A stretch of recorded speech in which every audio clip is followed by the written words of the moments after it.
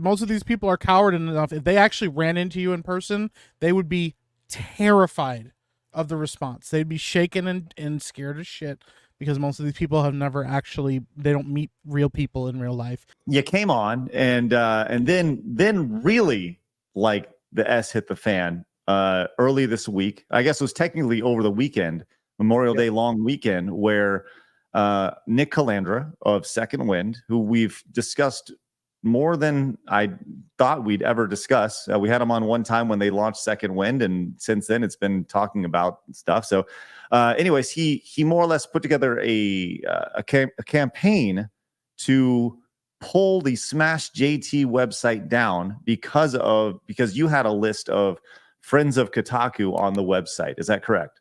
That is pretty much it. Yeah. Okay. So walk me through this. He reaches out to Wix, says that it's harassment. Then your website gets pulled down. Let's back it up a little bit, because we had an email exchange prior to that where he reached out to me because I had him on the Kotaku Detected page for his alleged doxing campaign against Grums. I want to make sure I say alleged, because this person likes to throw around lawsuit threats to everyone. And I put him on there for that, and he reached out to me very kindly, and he kind of picked me up from underneath and was like, "Hey man, I don't expect you to like me. You know, I know you got a bad impression of me because there's people that you associate with that don't like me. So, you know, that whole thing." He's like, "But I can just be honest with you as who I am. Those things that they're saying that I did not do. And I'd really appreciate it if you took me off the Kotaku Detected list." And that's the short version of the email he sent me. It was a very kind, professional, very nice email. Mm-hmm. And I was like, oh, damn. Like, I got the real wrong impression of this guy. Everyone made him out to be like such an asshole. I'm like, so down to earth and normal. I was like, oh my God, okay. I felt bad. Like, genuinely, I was like, oh man, okay. Full disclosure, I told him, I was like, I didn't do the research necessary to feel confident about having it up there. I just trusted people of what they researched and what they said about you. And I just linked their information. But if you're telling me that they're lying about it or whatever, and I have not personally confirmed it, I'll take you off the list. And I apologize to him. I'm like, really sorry about the misunderstanding there. And I was like, cool, okay. And he was like, okay, thank you for that. And you're gonna take Kotaku Detected down, right? And I'm like, no, that's not what we talked about. Like, we talked about you, and now you're bringing the whole page into this. And I'm like, that's a totally different topic. That's, if these people have issues, individual concerns, or anything like that, they're more than welcome to reach out to me, just like you did, and express to me what the situation is. And he was like, I strongly recommend you take that down, because he kept falling back to, we're concerned for our safety, and it's for our protection. People are going to target us, and this is going to end badly for somebody. And I'm like, you're making quite a leap here. I mean, I guess anything's possible, and you jump straight to that, which is kind of going to an extreme. Harassment is not the intention of the page. It never has been. I've made sure not to include any direct social links, emails, or anything that's publicly available on Kotaku's website itself for these people. And I think it was Hypnotic that was joking about it on a live stream we did the other day, where he's like, Kotaku is indicting themselves here. They've literally doxed their entire team with all their links of account information and resources and Twitter. Right, by having their contact list available, right. Which I didn't even do. I'm like, I'm not even going to do that, because that's going too far, in my opinion. I wanted to go above board, make sure there's nothing anyone can say about it. I just want to list these people and their actions they've done, so we have a resource to reference of, because honestly, I think you guys probably agree, tell me if I'm wrong, but it's gotten so widespread that it's almost like people are starting to forget about the horrific things that some of these journalists have done and said, because there's just so many of them doing such horrible things. So I wanted to put it in a place where I'm like, let's make sure we remember what they've said and done, and not let them just get away with that. Like, and when I say that, obviously, Nick jumps to, oh, you want to physically harm them? You want to harass them and dox them and hurt their family? I'm like, no, I want them to be accountable. Isn't their side always about accountability culture. Like they Well, want people to be accountable. that's also one thing with journalists. Journalists, the whole idea is that you're supposed to hold the powerful accountable for their actions. That's like the entire idea of journalism, or at least one of the main points of it. So, as a journalist, they should understand the idea of accountability. So That's yeah, wild to say That's it the like thing. that. Yeah. I mean, Mike. and well, to Smash's point too, and I just talked about this a little bit ago on Geeks and Gamers Daily. Like, the fact that Nick is so quick to start screaming about lawsuits. When he was dealing with other people saying, "Hey, he's harassing me," or "Hey, this is going on," "Hey, I might have been doxxed by this guy," and they're openly celebrating people's websites getting taken down. It just shows that there's definitely a double standard there. And I'm not mincing words to say that it's absolute cowardice, because that's the thing. They're gonna gang up. They're gonna stir up an entire hornet's nest of people to go take down a website. And then the second that somebody goes, "Yo, you said this crazy thing here," just because like Alyssa Mercante, for example, likes to tweet a bunch of crazy stuff out and then delete the tweet and pretend like she didn't say any of it, doesn't mean that she didn't. And the fact is, like, these people have jobs and work in positions where they should be accountable. The higher up you are in leadership, the more accountable you have to be, with the things that are being said and the way that your company operates. And the fact is, like, they're representing some of these companies. They talk about it. They talk sometimes for these companies in their tweets and on social media and stuff. But yeah, they're also the quickest people to throw hands, and the quickest people to run away and scream that they're being attacked. When somebody goes, "Hey, I just think people should be able to see what you said." Just because you decided to delete it doesn't mean that you still don't believe that. And the fact that you deleted it probably means that you don't want people to see it, because that there'll be some kind of reckoning for that, And the thing is, like, at the end of the day, we know that a lot of these people are on sinking ships with the companies that they work for. We know that they're not making money. We know that there's heat on these companies, that they're doing layoffs and all this kind of stuff. And I just think that it really does expose how hypocritical these people are. But it also exposes that they're not interested in playing fair. They're not interested in actually having any level of integrity, having any level of decency. It just is, I want power and I want access and I want to be able to say and attack whoever I want to attack, and don't say anything back to me because I should be untouchable because of what I said. And it's really And they always fall cowardice. back, and like I said, they fall back to it's for our protection that you shouldn't Yes. hold us accountable. So Well, And that's the same argument they use when they attack websites. Like, other people, like, well, the reason I'm calling this guy out is because he could cause harm to the community. The reason we're doxing people is because they could be harmful to the community. We're just trying to keep these people accountable. And then you go, well, what if we do the same to you? And they're like, you're attacking me. Well, I it's could be interesting. hurt. It's interesting you say that, because that was actually the same rationale that Alyssa had for reaching out and contacting my wife, is because she was worried that I would be harming the community and that she wanted to let her know who she was married to. Yeah. And So if that doesn't strike you as the most psychotic thing you've ever heard of, right, you, the person who's married to this person, needs to know who you're really married to. This guy I met on. Well, with that said, I'm glad we got TDS here, because TDS, you mentioned the tweet about Alyssa and the list of all the creators that she made, or the list of videos that she made, and as far as videos that were made about her. And in doing so, there was this list here, and she quickly deleted this. Now, I asked Nick, I told you the other day, I had conversations with you, Smash. I invited you on, but you weren't in the right headspace, probably rightfully so, to come on when all this was going on. But I had a conversation with Nick as well behind the scenes, and I asked him, I said, what is it about? How is what Smash JT had on it different than the list of the creator list Mercante tweeted out? And I said, do you feel that Mercante's list is targeted harassment as well? Because that's what they filed you under for Wix, was targeted harassment. And his response was no, because it's not personal. It's a list of videos made about her.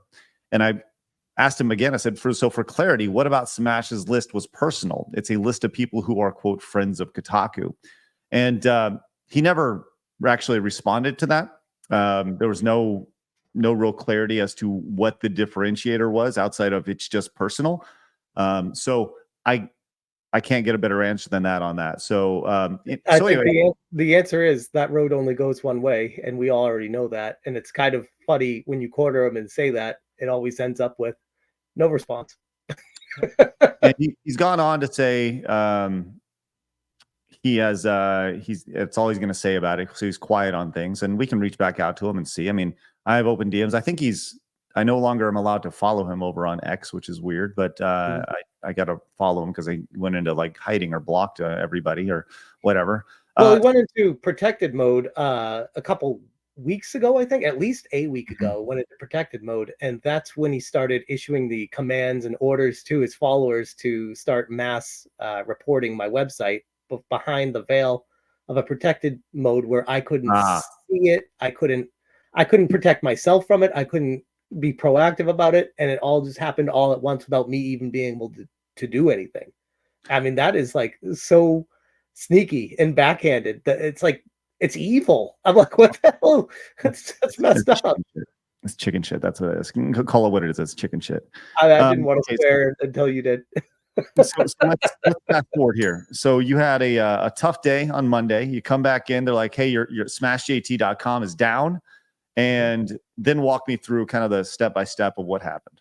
So I had a really bad night's sleep. Like I said in my video about it, I don't typically lose sleep over this. I usually turn the camera off and go on with my day, no matter what. Like, it's like whatever. But this really affected me because I've been really putting a lot of work into smashjt.com for years now. Every day, I try to hold myself accountable. Funny, I try to hold myself accountable to at least one article a day on smashjt.com. It's like a personal like goal that I set for myself. Sometimes I do more than that, but I want to do at least one. And all that work was just in an instant gone, and I had at that moment no recourse, no information, no idea what happened, how it happened, why it happened. I just got an email saying, we've taken your site down due to whatever the verbiage was of it, like you said. And I was like, okay. I wrote a response as level-headed as I could. I was so groggy from just what transpired. And I was just like, let me write this back to him. And a whole day went by and nothing, because that was all Monday. So it came down Sunday night, and I got an email when I woke up. So all day Monday it was offline, and then Tuesday morning I woke up to an email that was like, "Hey, thank you for all your follow-up information. We've restored your website and premium features of it. You can publish your website again. Feel free to contact us with any questions you might have.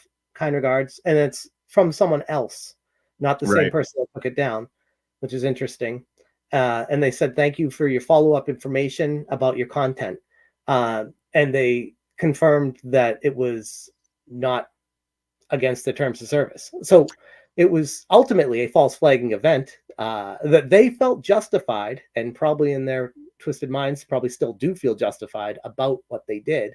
But the reality is it was a false flagging event, and this is proof of that.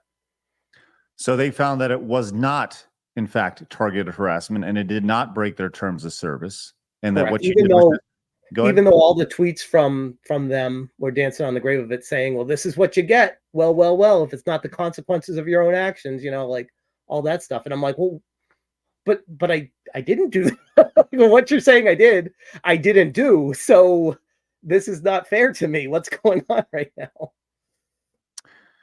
Well, but the good news is that it is back up, and that you more or less been validated. Yes, although I will say, if history has taught me anything with those type of people, is to never celebrate too hard, because they'll look at that as a challenge. And even in a victory, I always feel there's always another foot to drop. Like, what are they going to try to do next to me? What's happening next? Because they want people to live in fear. They want you to be afraid of them. They want to have the control and the power. So I'm doing my best Craig impression of just towing the line, trying to go as center as I can with all of it, and not let them scare me. Well, Mike, you got anything? TDS, you got anything on this? I actually do. Yes. I know that she's going to hate me for this because she told me to stop harassing her. But Alyssa has responded to your website coming back up, Smash. I don't know if you know that. Oh, What does she breaking say? news. She says, keep your website. It helps me, crazy face. Oh, All right. I mean, mean, sounds like cope and seething. Yeah, that's cool. Yep. Yeah. it's just funny how 24 hours can change someone from saying that's what you get, you deserve it, or something along those lines, to whatever, fine, it doesn't matter either way. I still win in my mind anyways.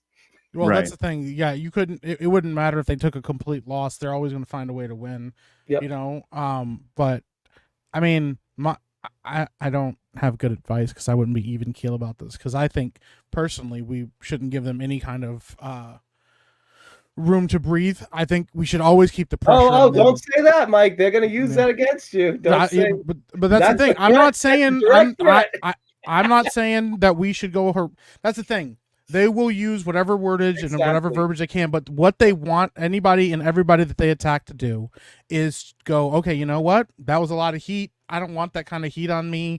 I'll just back off for now, and it'll just be chill, and I'll find a way to work around these people. But then they stay entrenched in the positions that they're in instead of being held accountable for stuff like that. And that's the thing. They need to be held to task for what they've done and what they've said. And they need to be held to task when they false flag websites and when they attack people and when they target the harassment, because guess what? It's most places, most platforms, most websites have terms of service against targeted harassment, and here these guys are. They're not even hiding the fact that they are calling for targeted harassment. They are telling you what they're doing. It's right there. And the thing is, they're just deleting the tweets, or they'll kick a bunch of people out of their Discord servers, hoping that that will clear the air so they can get away with it. But that's the thing. I think these people need to be held to task for everything that they say, and I do think that the fact that you have your website back up is an example of it didn't work, but now they can say, well, he'll probably learn his lesson now, instead of going, you know what, no, I'm going to keep staying the course and I'm going to keep working hard on what I'm doing, because eventually if they try to do it again, eventually it's a cried wolf scenario, or they end up getting caught because they pushed it too far. Because that's the thing, they don't have any gears. They'll keep pushing because they think that they're right. A person that thinks that they're right will never stop working towards a goal that they're trying to reach, so well, let me ask you this, Smash. boundaries. Thank you, Mike, for that. Smash, and TDS, I know you got to roll here in a second, but before you do, Smash, I wanted to give you the floor really quick and say, if Nick was standing in front of you or Alyssa was standing in front of you right now, what would you say to them? Honestly, I probably wouldn't say anything. Like, I wouldn't confront them because it's not worth my time. Like, what am I going to get out of that? And I know that's kind of a chicken shit way out of it, but I'm like, it's just, there's nothing that I can say to change their minds, because they're so, like Mike was just saying, they're so entrenched in their mindset that they feel justified to cross borders and boundaries no matter what, because of the end justifying the means. So me trying to talk sense into that or explaining my perspective to them, I already know is a lost cause.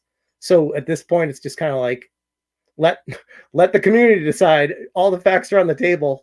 Let people decide what it is. I'm not going to try to change their minds, and it is what it is. You could hand them a roll of toilet paper, because they shit their pants if they met you in person. And I mean that most of these people are coward enough. If they actually ran into you in person, they would be terrified of the response. They'd be shaken and scared as shit, because most of these people have never actually, they don't meet real people in real life.